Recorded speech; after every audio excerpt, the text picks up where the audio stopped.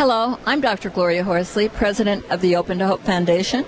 I'm interviewing Susan McGinnis, and we're going to talk about dealing with the suicide of a parent.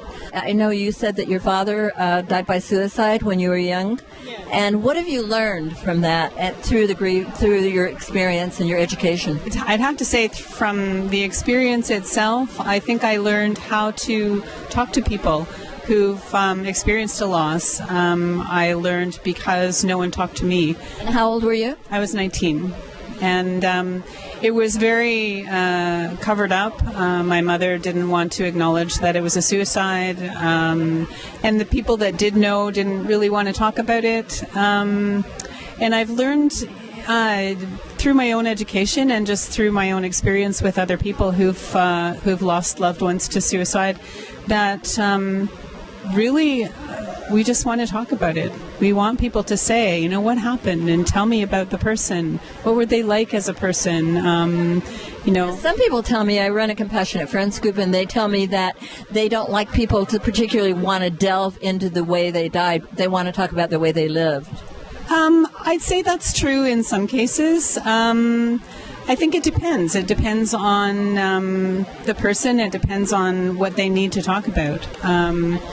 Going with what they need to talk about, because you may need to talk about the circumstances around it in order to process it. I felt really stifled, I guess, as a teenager because no one asked me. No one wanted to know. No one. And I just wanted to tell people. I wanted to tell people how wounded I was because of what had happened and because it was so hushed up.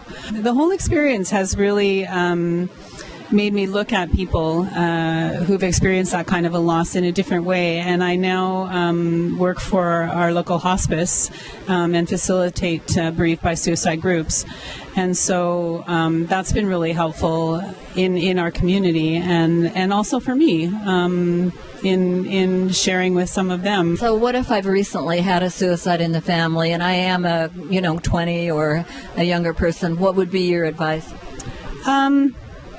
Just be open, be willing to listen, ask a question. If they don't want to talk about it, they won't, and that's okay, but give people the option. And if I've had a suicide, should I find a group, or what do you think? Groups aren't for everyone. But I think the biggest thing for me is just to communicate with people, to listen, to be open, to be willing, not to be afraid to talk, to say the person's name, to ask how they're doing. Listen, thank you so much for being on the show and being open and talking about this.